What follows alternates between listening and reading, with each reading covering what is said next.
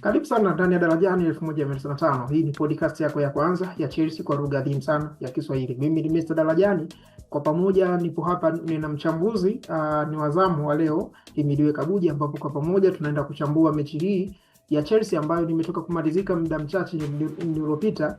Chelsea tukipata ni ushindi wa magoli 2-0 dhidi ya Brentford katika mchezo wa 22 wa ligi kuu ni Uingereza ndani ya msimu huu kwa upande wa Chelsea, kwa sababu kuna kama vile mechi 38 hivi za ligi kuu. Kwa hiyo huu leo ni mchezo wa 22 na tunasonga.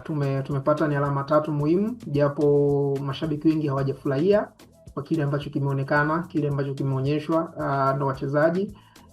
Na kocha Liam Rosenior ndiye amesema kwamba kukosekana kwa kiwango kizuri ni kumetokana pia na baadhi ya wachezaji kuwa wagonjwa, na kiwemo pia ni Steve Au ambaye amekosekana pia kutokana na sababu nikiwa hiyo kuumwa. Sasa moja kwa moja turuke na Himidiwe Kabuji ambaye ataenda kuichambua mechi nzima kiufundi zaidi, mbinu zilikaaje, wapi tulipatia, wapi tulikosea haswa kimbinu. Brentford ni kama vile walikuwa wanatushambulia sana. Wamepiga mashuti 15, mashuti 6 yamekuwa ni on target. Sisi tukipiga mashuti 6 ni on target zikiwa ni 2 tu. Hii inamaanisha nini? Karibu sana Himidiwe Kabuji. Kwa tumeweza kupata ushindi kwenye mchezo huu. Ni mchezo ambao ulikuwa ni mgumu sana, ni mchezo ambao ulikuwa wavuta ni kuvute, na kama nilivyozungumza tumekuwa kama ni timu ambayo imekuwa ya pili uwanjani kwa kipindi kirefu cha mchezo, kwa sababu ya mara nyingi kuonekana tumenasa kwenye mtego wa Brentford. Hasa tatizo la Chelsea hasa pale tunapoanza build up yetu kwa siku ya leo. Mara nyingi tumekuwa tukianza polepole, lakini tunaposogea eneo la katikati ndipo tunataka tuanze kushika kasi kuanza kusogea juu. Lakini kwa leo ilikuwa ni ngumu kwa sababu Brentford walikuwa katikati ya uwanja walikuwa na watu wengi ambao walikuwa wana press kuanzia katikati ya uwanja, hivyo tulikuwa tunakosa nafasi ya kutoka hapo, kwa sababu mara nyingi tunajikuta viungo wetu wameweza kuzunguka, kiwemo Enzo Fernandez ambaye kazi yake ilikuwa ni kuunganisha eneo la chini na eneo la juu. Lakini pia namna ambavyo tulikuwa tunaacha wazi nyuma maeneo ya fullback zetu, hasa upande aliokuwa anacheza Marco Correa leo hii. Bikuna Mkulea hayupo kwenye eneo ambayo muda mwingi, na hivyo tukajikuta mara nyingi tunatengeneza mipira ambayo inapitia kwenye upande huo na kutengeneza mashambulizi ambayo yalikuwa yanakuja kwa upande wetu. Kitu kingine, mapambano ya mwili pia yalikuwa ni tatizo kwetu, kwa sababu Brentford walionekana wamekuwa wazuri sana kwenye aina hiyo ya mipira. Mapambano ya mwili tulionekana tumeshindwa pia, hivyo tukafanya mechi yetu iwe ngumu. Na unapokuwa unaweza kushindana mapambano ya mwili, maana yake lazima utashinda mipira ya juu, lakini pia kwenye box la timu pinzani kuna mipira ya kona ambayo unatakiwa utafute magoli, pia unashindwa kufanya hivyo. Lakini pia Chelsea tuna wachezaji wachache sana ambao wanaweza kucheza aina hiyo ya mipira. Hivyo mapambano ya mwili yalikuwa ni sehemu ya mchezo huu ambayo yalikuwa ni ngumu sana kwa ukiangalia aina ya wachezaji ambao walianza mechi kwenye mchezo huu. Ukitazama baadhi ya wachezaji ambao walikuwa wana uwezo wa kushindana hasa kwa kutumia mwili zaidi, ni wachezaji wachache sana kwenye timu yetu.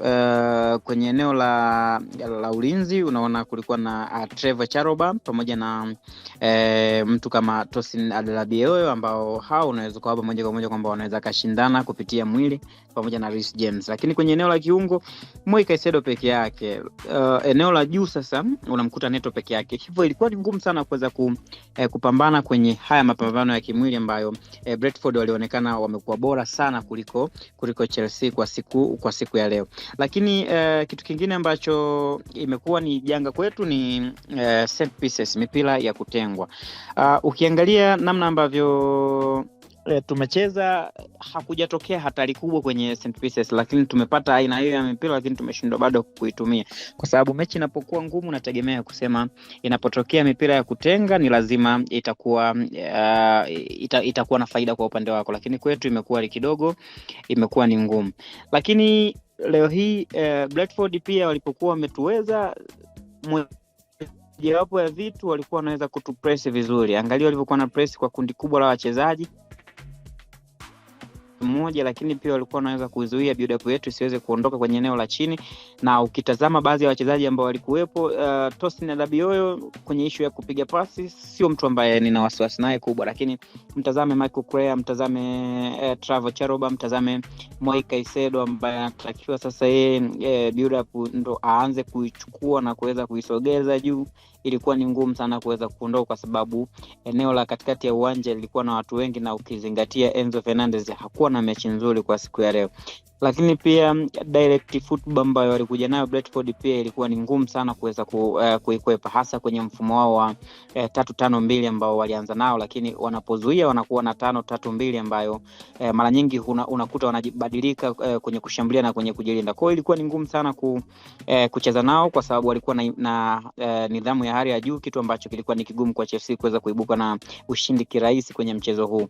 Na eneo hili kuna eneo ambalo Chelsea leo hii wameweza kuliamua ni eneo la mchezaji mmoja mmoja, hasa uwezo wa mchezaji mmoja mmoja. Angalia bao la Joao Pedro, unaweza kumsifia namna ambavyo ameupokea mpira ikiwa ni kwa bahati mbaya, lakini akaweza kutana na kuweza kupiga mpira ambao ukaweza kuzama wavuni. Lakini na goli la pili pia unalitazama, mtu kama Liam Delap ameweza kumpress goalkeeper na goalkeeper akaweza kukubali mpaka anaingia kwenye mtego na anamsababishia madhambi ambayo yamesababisha leo hii tuweze kupata bao la pili kwenye mchezo huu. Lakini bado tunaendelea kushuhudia viwango ambavyo si vizuri sana kwa baadhi ya wachezaji ambao ni nyota, akiwemo Enzo Fernandez kwa siku ya leo, pamoja na Cole Palmer ambaye anaonekana anacheza akiwa kwenye kiwango cha chini sana. Sijui ni kwa sababu ya majeraha ambayo anakutana nao siku za hivi karibuni au kuna shida nyingine kana ikawa ni tatizo kubwa kwa upande wake. Lakini kupata pointi 3, sometimes tunasema mpira unahitaji bahati. Mpira unahitaji bahati kubwa, hasa ukiangalia namna ambayo tumeicheza mechi yetu kwa siku ya leo. Brentford walikuwa bora sana, nidhamu ya hali ya juu, lakini waliweza kutazama wapi udhaifu wa Chelsea ulipo, wapi Chelsea wanaweza kuwa ni bora zaidi yao, na wakaweza kuwini vitu vingi kwenye eneo la uwanja. Na Chelsea kupitia bahati tumeweza kushinda mchezo wa leo. Hivyo tunaweza kusema tunashukuru kwa sababu ya hizi pointi ambazo tumeweza kupata, lakini ni mechi ambayo ilikuwa ni ngumu sana kwa sababu ukitazama baadhi ya wachezaji hawajakuwa kwenye mechi nzuri kiukweli, na mara nyingi tumejikuta tukiwa kwenye timu ya pili uwanjani. Angalia mwalimu amejaribu kufanya vitu vingi uwanjani, amejaribu kubadilisha mifumo mitatu kwa wakati kwenye mechi moja. Alianza na 4-2-3-1, lakini baadaye alikuja akabadilisha akaja kwenye 4-3-3, na baadaye akaja kwenye 3-4-3. Kwa unaona jinsi gani ambavyo mwalimu ameweza kuhangaika namna kubadilisha kile ambacho Brentford walikuwa wanakionyesha, lakini bado stage tulionekana bado tunakuwa ngumu sana kuweza kuwavuka Brentford kwenye mchezo wa leo. Hivyo mimi nafikiri bahati imekuwa upande wetu na tumeweza kuibuka na ushindi kwenye mchezo huu. Hao ni machache ambayo nimeweza kuyaona kwenye mchezo huu. Tumzungumzie Alejandro Garnacho. Ni kama vile amekuwa ni hana consistency ya kutumia nafasi anazozipata. Kwenye nafasi karibu 5 unakuta walau ni anafunga goli moja au ni asifunge kabisa. Lakini pia tumeona kwenye mechi dhidi ya Arsenal aliingia ni akitokea bench akapata nafasi 2 muhimu na akazitumia zote. Changamoto haswa ya Garnacho ninayomsumbua ni nini? Kwa nini nimekuwa hana ni mwendelezo huu? Na hili ni kama vile limekuwa linajirudia sana kwake. Una mtazamo gani katika hili? Ni kweli Alejandro Garnacho amekuwa na matatizo kadhaa kwenye mchezo wake. Lakini bado ninaamini Garnacho ni mchezaji mzuri na anahitaji kukua, na bado anahitaji kuwa na mwalimu ambaye atamsaidia aweze kuongeza juhudi uwanjani, lakini pia aweze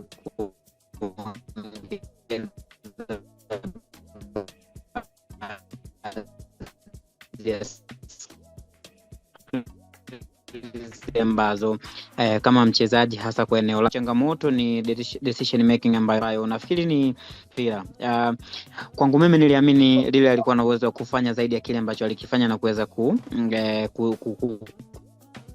kufunga, lakini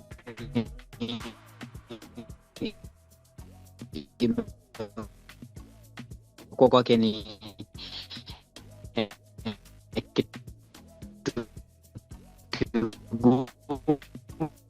na ameshindwa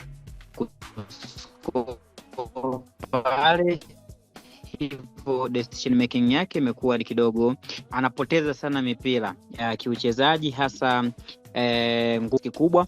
Amekuwa ni mchezaji ambaye anashindwa kufanya kile ambacho tunakitarajia, lakini pia na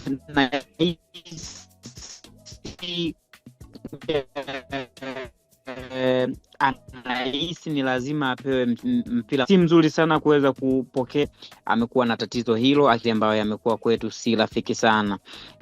Nafikiri ni vitu vichache ambavyo naweza kusema anahitaji kuvibadilisha Alejandro Garnacho na kuweza kuvitumia. Pia bado amenzidi kuvionyesha hivyo hivyo, anakuja mechi moja anaonyesha vizuri, lakini mechi ya pili anakuonyesha kitu tofauti kwenye kikosi cha mchezo mzuri kwa ajili ya kuisaidia timu kwenye angalau mechi 3-4 mfululizo. Imekuwa ni mechi moja alafu mechi 3 anaharibu. Kwa nafikiri Garnacho ana nafasi ya kujifunza na kuonyesha ubora wake kwa kiasi kikubwa kwa Chelsea kwa msimu huu. Sasa mara baada ya mechi ya leo, mechi inayofuata tutacheza dhidi ya Pafos katika mchezo wa klabu bingwa barani Ulaya, ambapo tutahitaji ni ushindi ili kuzidi kujiweka kwenye nafasi nzuri, kwa sababu mpaka sasa tunashika nafasi ya 13 tukiwa na alama zetu 10. Kwa hiyo tunahitaji ni ushindi ili kufikisha alama 13 ambazo hizo zitaweza kutuweka katika nafasi nzuri ya kufuzu aidha moja kwa moja au tukafuzu kwa playoff, lakini tunahitaji kufuzu moja kwa moja ili tupunguze mlima wa playoff, kwa sababu playoff bana haimpendezei mtu na haina guarantee, hujui kwamba ni utapangwa na nani. Kwa hiyo tutaendelea kuwa pamoja hapa Darajani 1195 kuweza kupeana ni uchambuzi, kuweza kupeana info na taarifa nyingi sana zinazohusu Chelsea. Na hakikisha ni unatufollow hapa kwenye Audiomack, lakini pia ni unatufollow kwenye YouTube, ni una subscribe kwenye YouTube, na unakuwa sehemu ya wanafamilia wa Darajani 1195, ambapo kwa pamoja tunashare mambo mengi sana yanayohusu Chelsea kwa lugha adhimu sana ya Kiswahili. Mimi ni Barnabas Kwakisa, majina yangu ya kutafutia ugali ni Mr. Darajani. Himidiwe Kabuje ndo mchambuzi wa leo, na bila shaka ameubonda mwingi. Japo ni changamoto sana kumsifia huyu mtu kwa sababu ana sifa fulani hivi kama za kihaya, lakini yote mema yote heri.